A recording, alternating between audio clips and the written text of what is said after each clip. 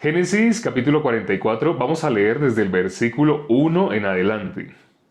Mandó José al mayordomo de su casa diciendo: llena de alimento los costales de estos varones, cuanto puedan llevar, y pon el dinero de cada uno en la boca de su costal.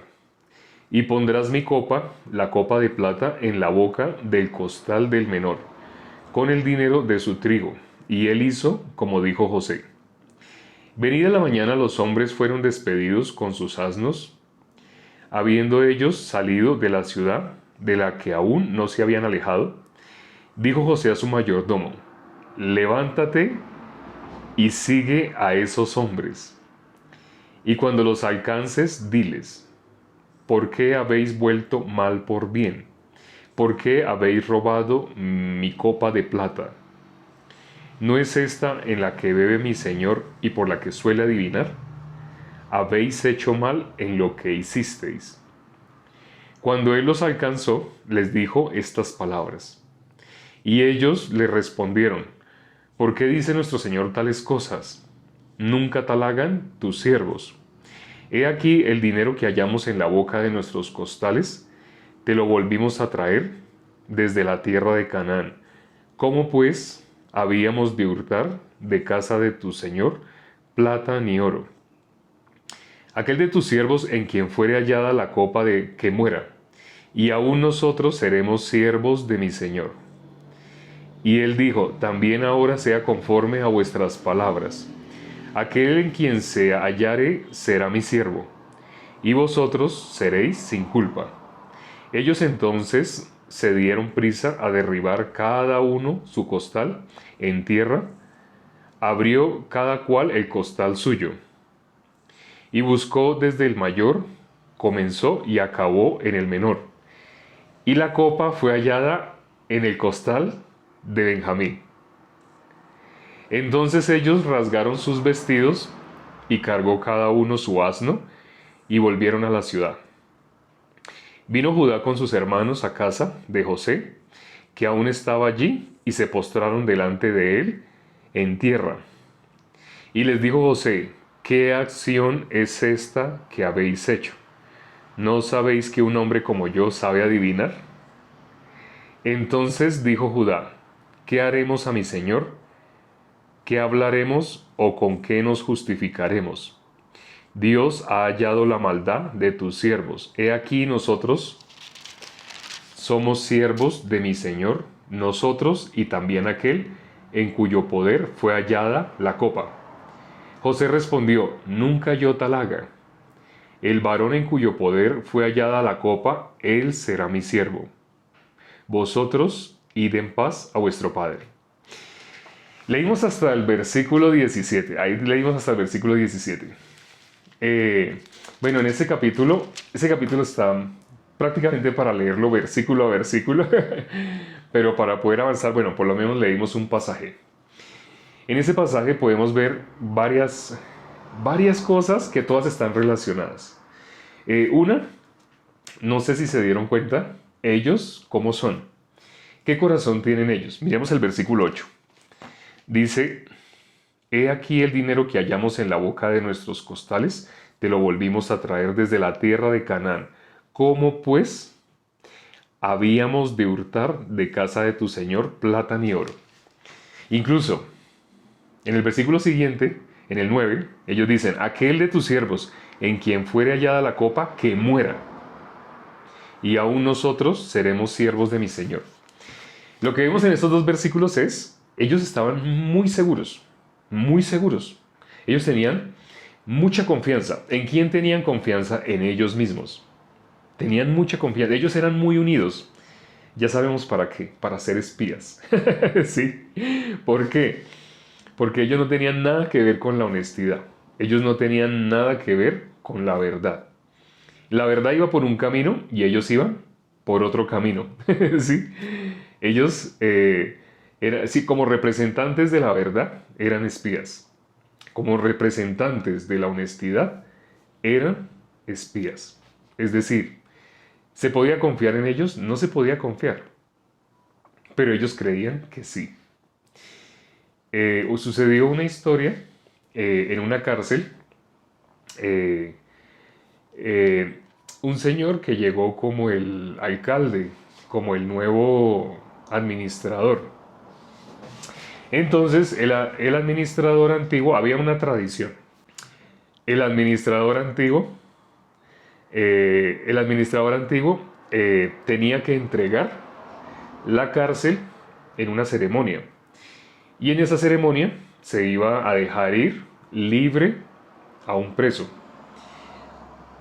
Los presos sabían de esta tradición, pero no sabían cuál era la forma como el nuevo alcalde, el nuevo administrador de la cárcel, los iba a escoger al que iba a quedar libre. Entonces, él, ¿qué características o qué políticas había? Eso solo lo sabía las personas que estaban como en la directiva.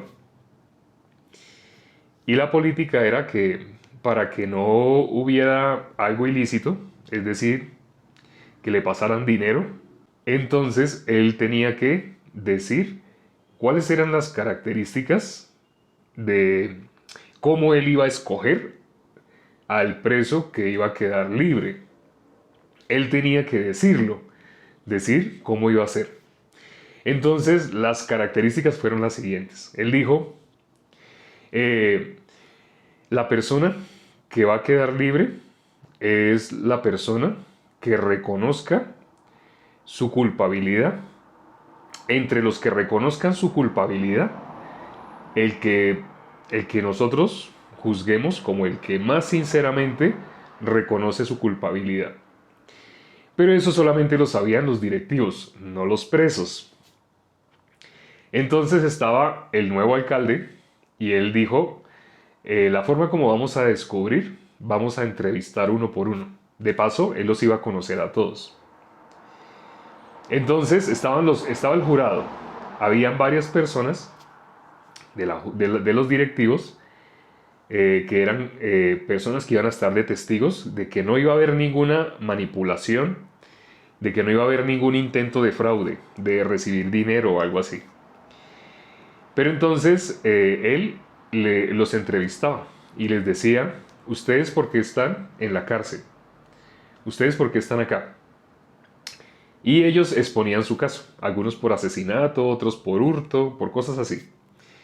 Pero cuando ellos exponían su caso, ellos resultaban diciendo que eran inocentes. Entonces el alcalde les decía, espere, yo sé usted por qué dice que es inocente. Porque para usted evitar entrar a la cárcel, usted tenía que justificarse delante del juez. Entonces, para que el juez lo dejara libre. Entonces, el abogado defensor, el abogado que lo defendía, pues él tenía que llevar el caso de tal manera que lo iba como a generar una atmósfera de que usted era inocente. Y él iba a buscar las pruebas, las evidencias, la coartada, lo que fuera necesario para que usted quedara como inocente. Pero aquí ya usted está sentenciado. Ya no necesita seguir fingiéndose inocente. Ahora sí, dígame la verdad, tranquilo, aquí entre nos, dígame la verdad. Yo quiero conocer la verdad. No siga diciendo lo que dijo allá en el tribunal de cómo usted era inocente. No, ya no más. Diga ya la verdad. Ya usted está sentenciado y no se le va a cortar la sentencia por el solo hecho de que usted ahorita ya diga la verdad. Entonces resulta que por más que le decía eso a preso por preso, ellos seguían aferrados en que eran inocentes. Pasó 1, 2, 3, todos, absolutamente todos, tenían una constante. Todos eran inocentes en su corazón. Y de verdad, cuando ellos exponían su caso, ellos en su corazón de verdad creían que eran inocentes. Ellos no creían que eran culpables sino inocentes. ¿Por qué? Porque el ser humano, cuando dice muchas veces una misma justificación, se la cree. Esa es una característica del ser humano. Lo vimos en el live de ayer, como ellos, en el 43, y también aquí en el 44 lo vemos, como ellos colocan palabras que José no dijo, palabras que su padre no dijo. Ellos dicen cosas que mi padre dijo así, O hablándole al padre de ellos, ese señor de Egipto dijo así, así, así. Entonces, cuando ellos expresan como el ser humano normal se expresa justificándose. Eso es justificarse, como defenderse aún siendo culpable, pero para ello tiene que él mismo convencerse de que realmente es inocente. Y él tiene que decirle eso a muchas personas. Cada que habla con alguien, cada que un preso hablaba con otro preso en la cárcel, ellos se mostraban inocentes, inocentes. Entre ellos mismos se mostraban inocentes. Eran culpables todos. Se les había descubierto. Ya las evidencias quedaban, arrojaban que ellos eran culpables. Pero en el corazón de ellos todos eran inocentes. Es decir, en el corazón de ellos cada uno vivía su propia realidad. O como algunos dicen, la verdad relativa. Pero no es verdad. No es verdad. Si ellos son culpables, eso no es una verdad relativa. No, simplemente es una justificación. Porque la verdad es, son culpables. Entonces el alcalde los entrevistaba, pero como ellos eran así, ya el alcalde estaba sudando porque no encontraba uno solo que fuera culpable. Todos eran inocentes. Entonces él, cuando terminó, él quedó muy triste porque él recibió el cargo, pero nadie pudo salir. Ni uno solo se pudo ir libre, porque todos eran culpables. Todos eran culpables de verdad, pero en sus corazones, para ellos mismos, eran inocentes. Entonces, ese es el corazón del ser humano. Aquí vemos los hermanos de José, ¿qué corazón tenían? ¿Corazón de culpables o corazón de inocentes? Tenían corazón de ser inocentes. El ser humano lamentablemente se cree una mentira de tanto que la repite y de verdad su vida o su mundo mental, su mundo se vuelve una fantasía. Se vuelve como una fantasía que él armó, que él creó. Y no sé, ustedes han visto de pronto documentales de cómo funciona el cerebro. Hay un documental que se llama En pocas palabras y ellos hablan de la mente. Es un video de 20 minutos aproximadamente. Y ellos explican cómo personas que crearon todo un mundo. Ellos dijeron que ellos estuvieron en tal ciudad y que ellos hicieron tal cosa, así. Pero los padres, cuando supieron lo que sus hijos expresaban, ellos decían, no, pero nosotros nunca hemos vivido en esa ciudad. Ellos jamás han viajado a esa ciudad.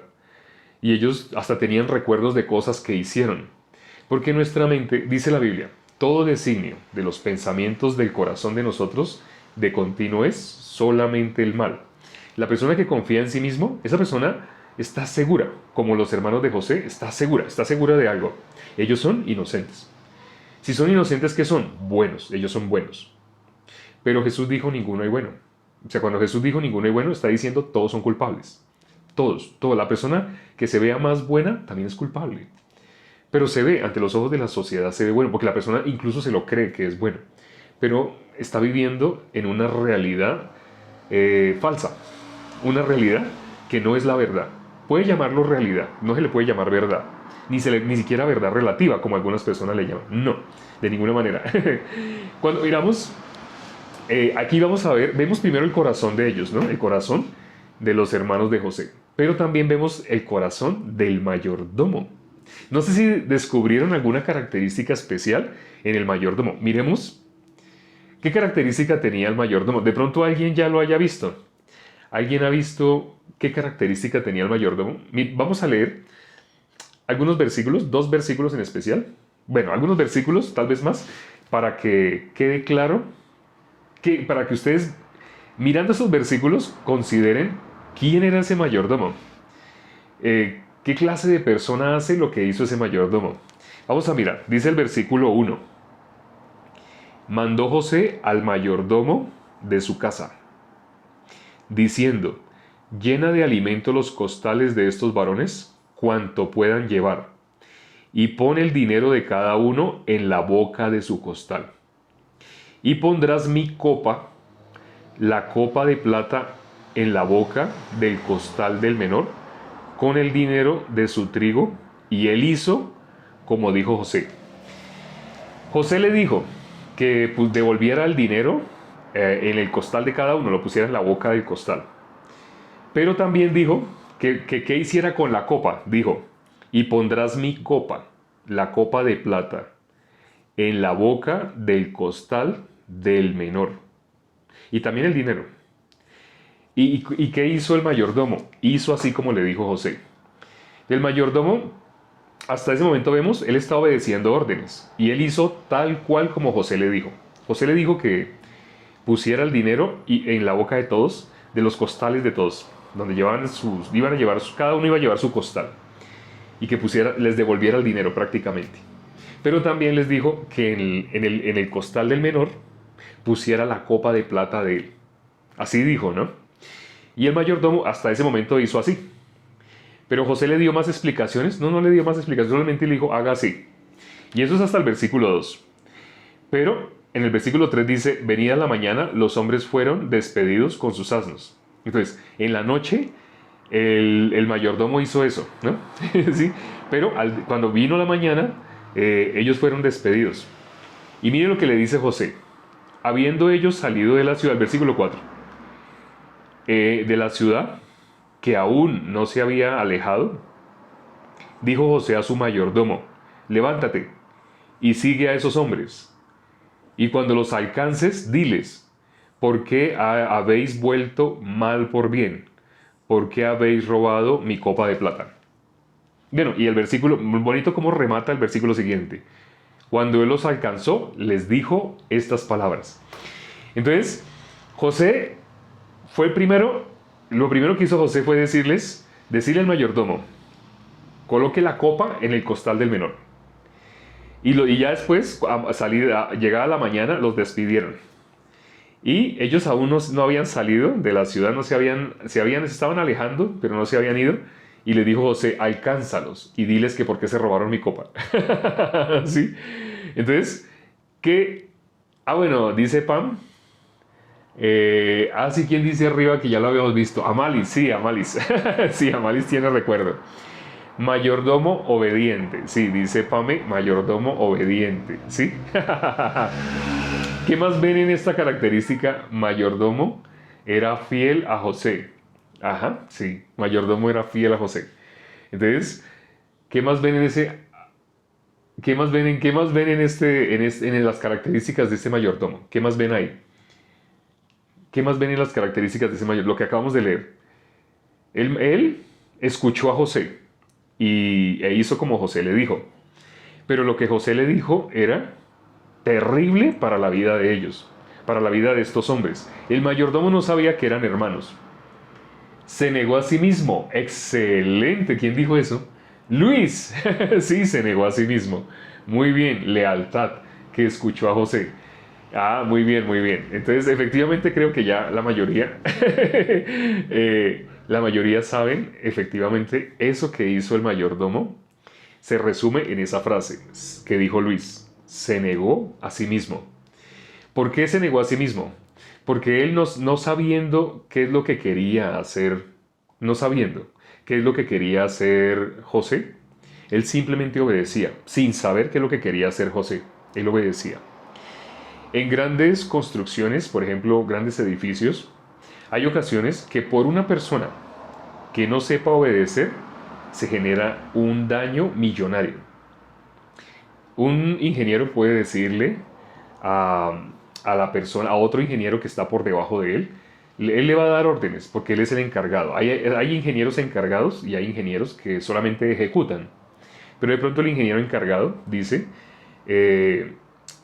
mezclen tantos bultos de cemento con tanta arena y échenla en la plancha, ¿sí?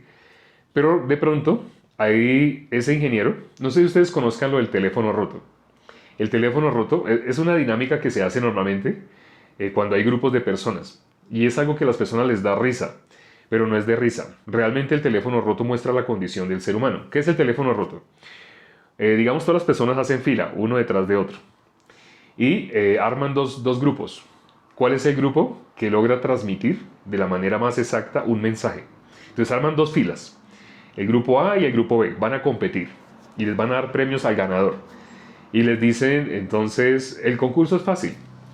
Le vamos a mostrar un texto a la persona que está adelante.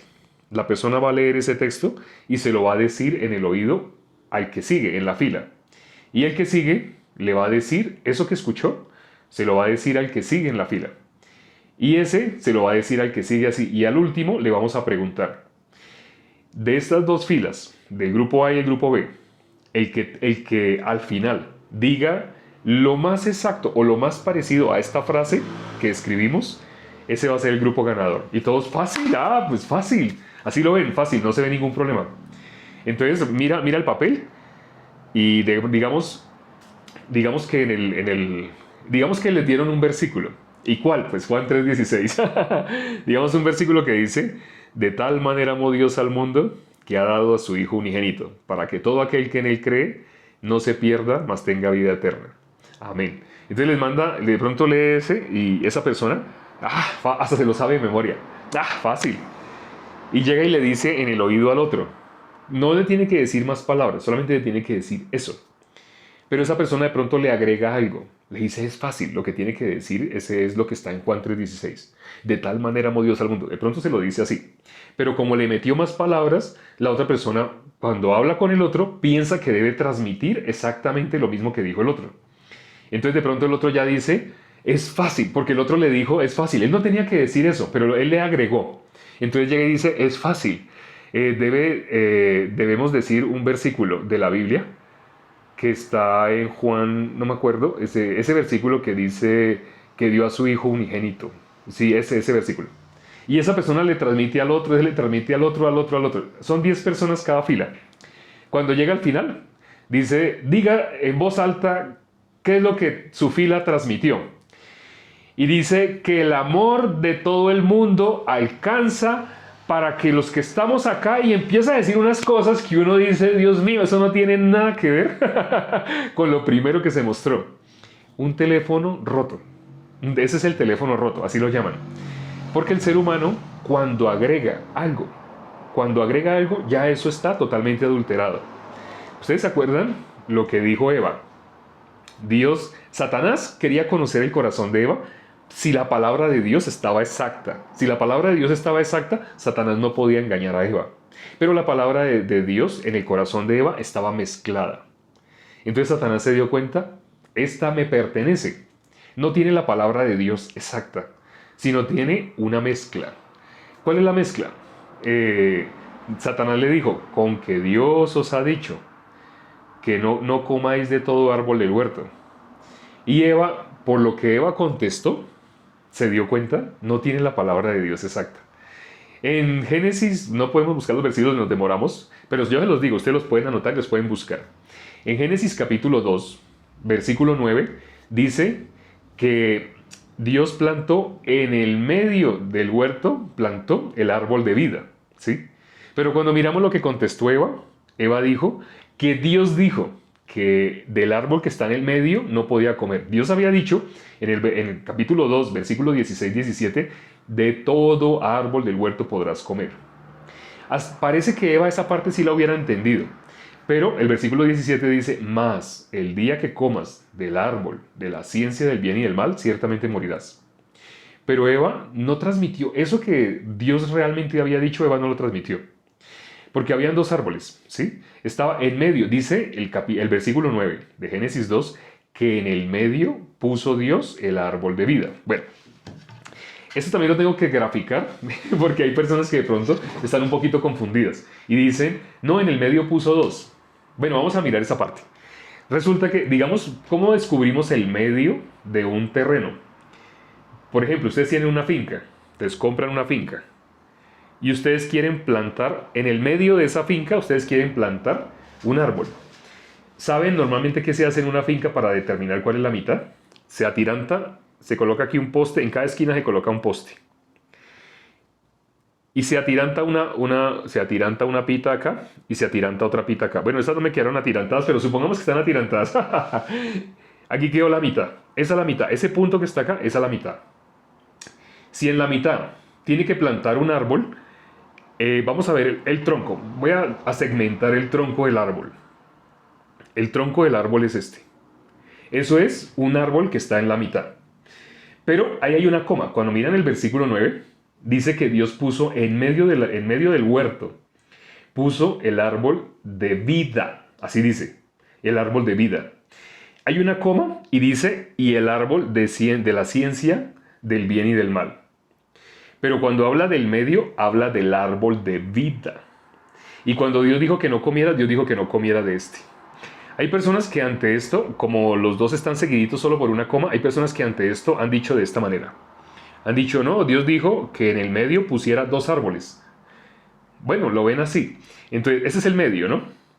Si, digamos, vamos a colocar aquí un árbol y aquí colocamos otro árbol, así.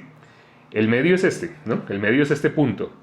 Pero entonces, como hay personas que piensan que en el medio están dos, si en el medio están dos, ¿sabe qué significa eso?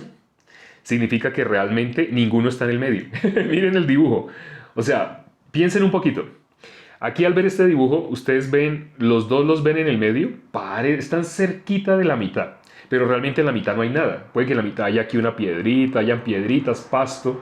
¿Por qué? Porque se plantaron dos, uno cerca al otro. Entonces ninguno de los dos está en el medio. ¿Sí? Y si este hubiera quedado más corrido hacia allá, entonces este estaría en el medio, el otro ya no.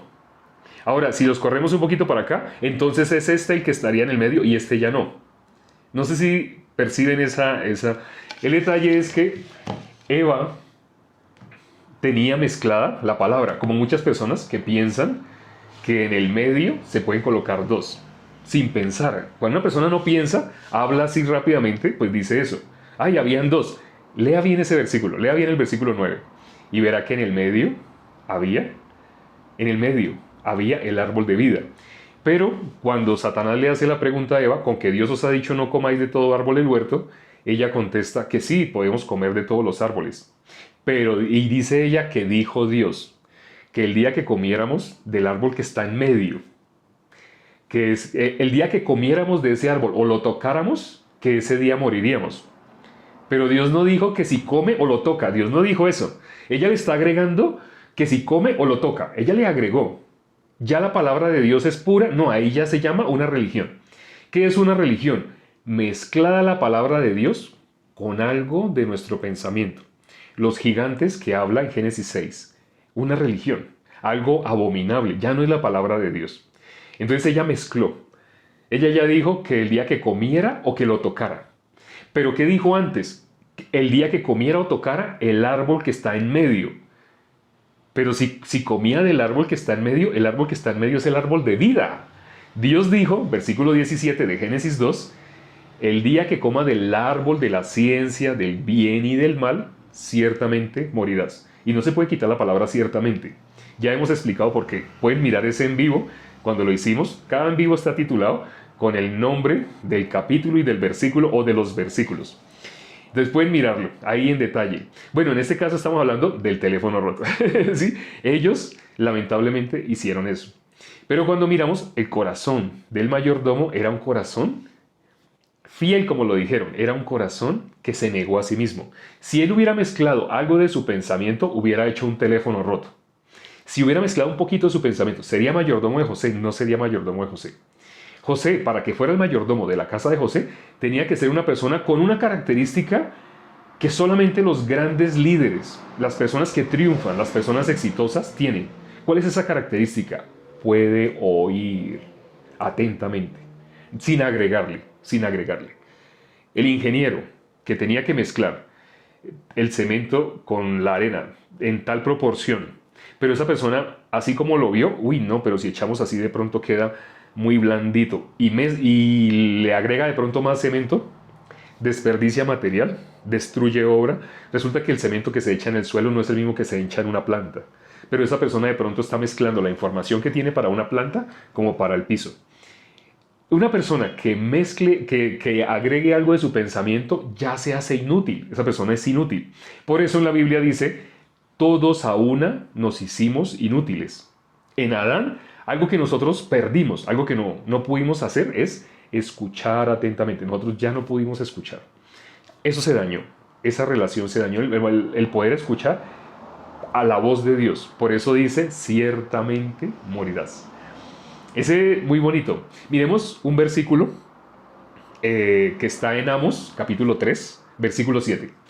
Amos, para quienes no sepan, es uno de los profetas menores. Entonces está, después de Daniel, Daniel es profeta mayor. Después de Daniel viene Oseas, Joel, Amos. Ya, así fácil.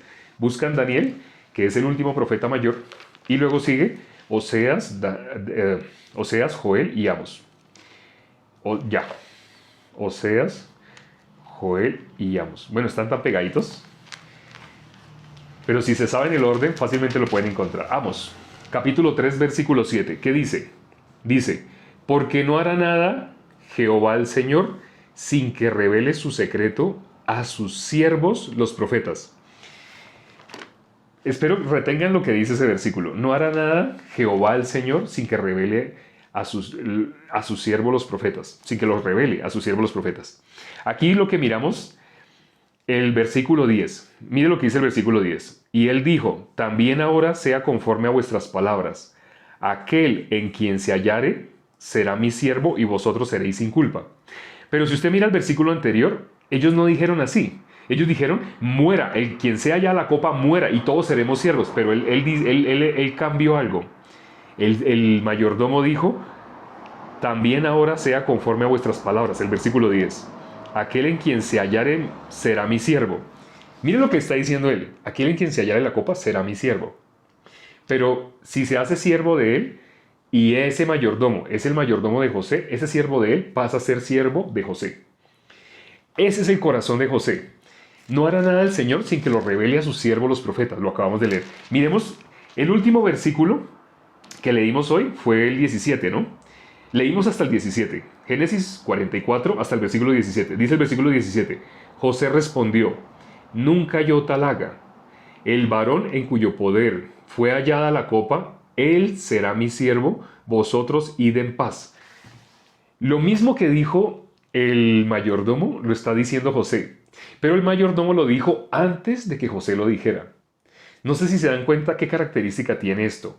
Ese mayordomo tenía el mismo corazón de José, el mismo corazón de José.